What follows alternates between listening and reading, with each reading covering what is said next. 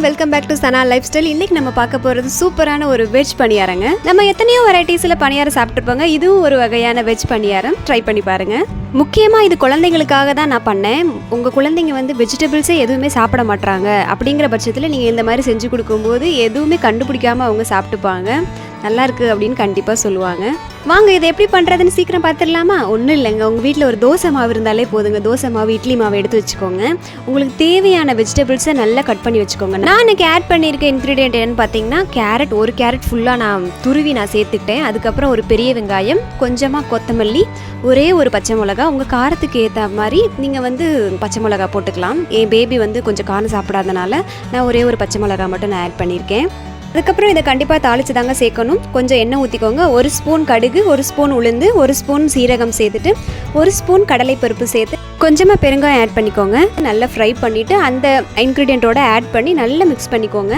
உங்கள் வீட்டில் எந்த மாதிரி ஷேப்பில் சாப்பிடுவாங்களோ அந்த மாதிரி நீங்கள் பண்ணி கொடுக்கலாம். ஈவன் தோசையாகவும் நீங்கள் சுட்டு கொடுக்கலாம், இல்லைனா பணியாரம் இந்த மாதிரி நம்ம செஞ்சு கொடுக்கலாம். நம்மளோட விருப்பம் தான்.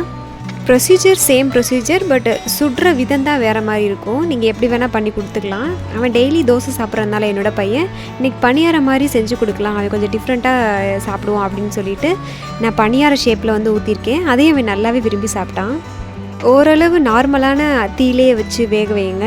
க்ளோஸ் பண்ணிடுங்க நல்லா, அப்போ தான் உள்ளே நல்லா வெந்திருக்கும். நம்ம ஸ்பீடாக வச்சு பண்ணும்போது உள்ளே ஃபுல்லாக மாவாக இருக்கும். ஸோ சிம்மில் வச்சு நீங்கள் கொஞ்சம் வெயிட் பண்ணி பண்ணும்போது உள்ளே நல்லாவே வெந்திருக்கும். சாப்பிட்றதுக்கும் நல்லா சூப்பராகவே இருக்கும். இதுக்கு நீங்கள் கார சட்னி யூஸ் பண்ணும்போது இன்னுமே செம்ம டக்கராக இருக்கும். எங்கள் வீட்டில் அன்றைக்கி தேங்காய் சட்னி இருந்ததுனால நான் தேங்காய் சட்னி வச்சு சாப்பிட்டேன். இதுவுமே நல்லா தான் இருந்தது. பட் கம்பேர் டு தேங்காய் சட்னி, தக்காளி chutney is good for this dish.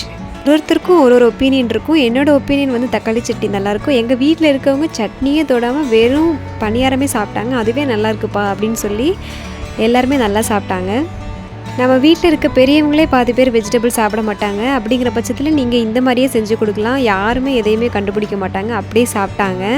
கடலைப்பருப்புமே கடிக்கிறதுக்கு கொஞ்சம் கடுக்கு முடுக்குன்னு இருக்கும், பட் நல்லாயிருக்கும், க்ரன்ச்சியாக இருக்கும். என் பையன் அதை மட்டும் எடுத்து செப்பரேட்டாக தனியாக வச்சு கடிச்சிட்டு இருந்தான். நல்லா வெந்ததுக்கப்புறம் சூப்பராக சர்வ் பண்ணி சாப்பிட்டா சூப்பரான பணியாரம் வந்து ரெடி ஆயிரும். சூடாக சாப்பிடும்போது இன்னுமே டேஸ்ட்டாக இருக்கும். ஆறி போனதை விட சூடாக சாப்பிடும்போது இன்னுமே நல்லாயிருக்கும்.